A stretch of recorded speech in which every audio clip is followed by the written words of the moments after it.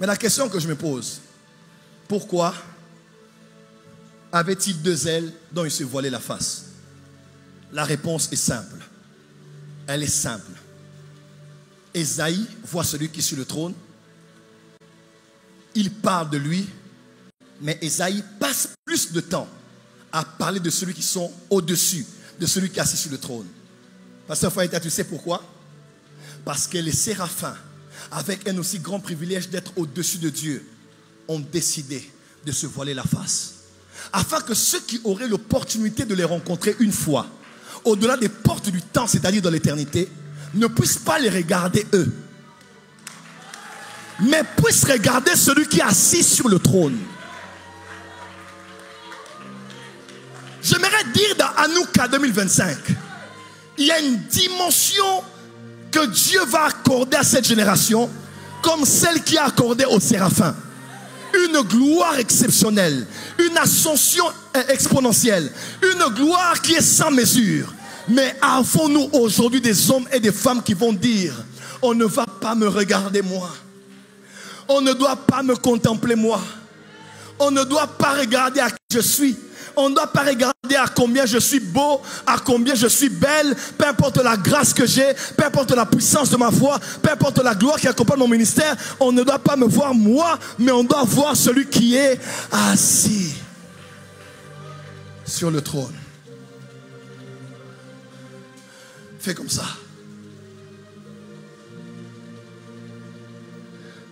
On a vu la face du lion, on a vu la face du bœuf, on a vu la face de l'aigle, on a vu la face de l'homme, mais on ne voit pas la face des séraphins. Parce que les séraphins sont élevés au-dessus des chérubins. Il y a une gloire qui est en train d'arriver dans ta vie, mais cette gloire a un interdit. Tu ne montreras pas ta face, tu ne montreras pas ton visage. Tu ne prendras pas la gloire qui revient à celui qui est assis sur le trône. On parlera du visage des uns, on parlera de la face des autres, mais concernant toi, à cause de la puissance qui arrive.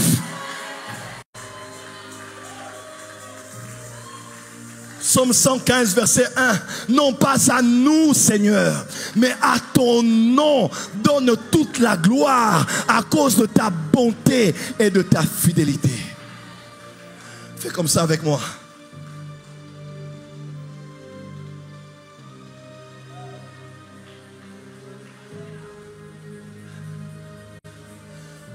Tu as très bien prêché.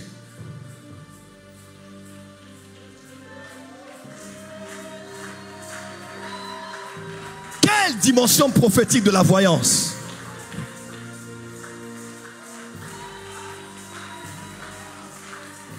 Quelle grande église de la francophonie. Quelle prospérité financière. Ah bon?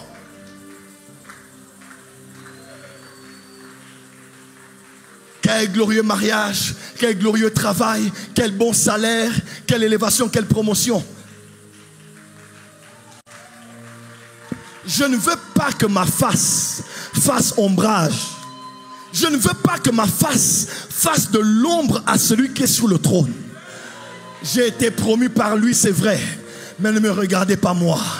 Regardez celui qui est assis sur le trône. Je parle à un Moïse ici. C'est peut-être toi qui prendras le bâton et la verge. Mais il ne faut pas mettre la verge au niveau de ta taille. Sinon on va vous comparer. On regarde le serpent, on regarde l'instrument. Prends le bâton. Ne le mets pas au niveau de ta taille. Prends le bâton et lève le bâton. Est-ce que quelqu'un a décidé d'élever Jésus? Il faut que lui prenne la première place, qu'il passe au premier plan, qu'il soit en avant et que moi je sois en arrière, qu'il soit de plus en plus grand et que je sois de plus en plus petit. Cette soirée est une soirée de faire un vœu. Tu feras selon les 7 requêtes que j'ai demandées et même au-delà de mes attentes. Mais je te promets, Seigneur,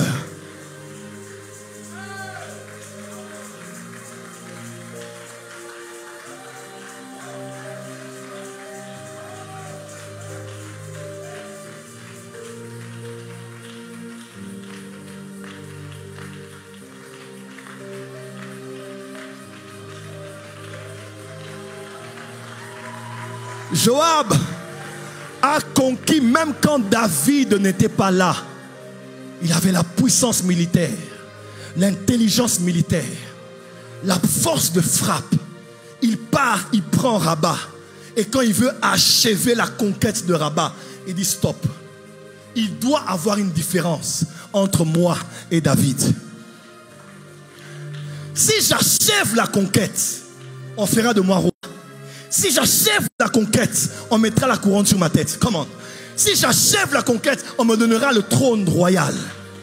Si j'achève la contraire, on nommera la ville de mon nom. Pardon. Joab a dit pardon. Il ne convient pas. Je ne suis pas digne. Je ne peux pas achever. Que David vienne. Est-ce que quelqu'un peut être utilisé par Dieu, béni par Dieu? Quand les gens commencent à vouloir te célébrer, tu dis stop. Que David vienne. Ce soir nous écrivons une lettre à David. Oh. Tu n'as pas dit amen là où tu es. Ce soir nous écrivons une lettre à David. Appelez-moi David. Appelez-moi Jésus. Appelez-moi le Mashiach. Appelez-moi Yeshua. Appelez-moi la lumière du matin. Appelez-moi la lumière du monde. Appelez-moi l'étoile brillante du matin. Appelez-moi le pain de vie.